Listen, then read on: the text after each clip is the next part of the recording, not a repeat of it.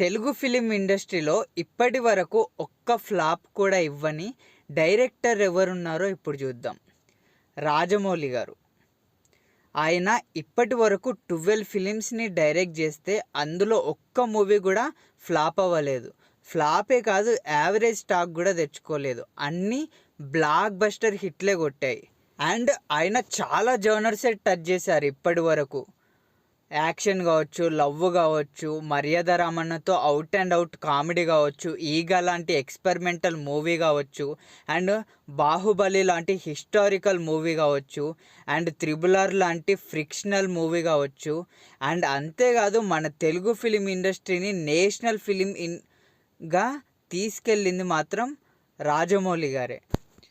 Next వచ్చేసి director Sandeep Reddy Vanga గారు. ఈయన ఇప్పటి వరకు 3 సినిమాలు అయితే డైరెక్ట్ చేశారు. అందులో ఆయన ఫస్ట్ మూవీ అర్జున్ రెడ్డితో బ్లాక్ బస్టర్ హిట్ అయితే కొట్టారు. ఆ తర్వాతకి ఆయన అర్జున్ రెడ్డి మూవీని హిందీలో రీమేక్ చేశారు కబీర్ సింగ్ పేరుతో. అండ్ అది కూడా బ్లాక్ బస్టర్ హిట్గా నిలిచింది. రణబీర్ కపూర్తో తెలుగు అండ్ హిందీలో కలిపి యానిమల్ అనే మూవీ అయితే తీశారు. అండ్ ఆ మూవీ నియర్ టు 1000 crores అయితే వెళ్ళింది.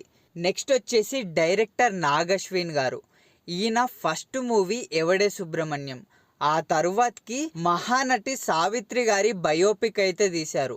అది కూడా బ్లాక్ బస్టర్ హిట్గా నిలిచింది. ఆ తర్వాతకి ప్రభాస్ గారితో కల్కి 2898 AD అనే నేషనల్ వైడ్ మూవీ అయితే తీశారు. ఆ మూవీలో విజువల్స్ కావచ్చు, సినిమా కావచ్చు టాప్ నాచ్ ఉంటుంది. అండ్ నెక్స్ట్ ఆయన కల్కి 2898 AD పార్ట్ 2తో అయితే రాబోతున్నారంట. ఆ తర్వాతకి నెక్స్ట్ వచ్చేసి డైరెక్టర్ అనిల్ రావిపూడి గారు. ఆయనకి రొట్టె కామెడీ తీస్తాడు అనే నెగిటివిటీ అయితే ఉంది. కానీ ఆయనకి ఇప్పటి వరకు ఒక్క ఫ్లాప్ కూడా లేదు. దానికి కారణం ఏంటి అంటే ఆయనకి ఫ్యామిలీ ఆడియన్స్ని థియేటర్కి ఎలా రప్పించాలో ఆ స్టాటిస్టిక్స్ అయితే బాగా తెలుసు. అండ్ వీళ్ళు కొంతమంది డైరెక్టర్స్ తెలుగులో ఇప్పటి వరకు 0 ఫ్లాప్స్ ఇచ్చిన డైరెక్టర్స్. అండ్ వీరిలో మీ ఫేవరెట్ డైరెక్టర్ ఎవరో కమెంట్ చేయండి. And thank you for watching this video.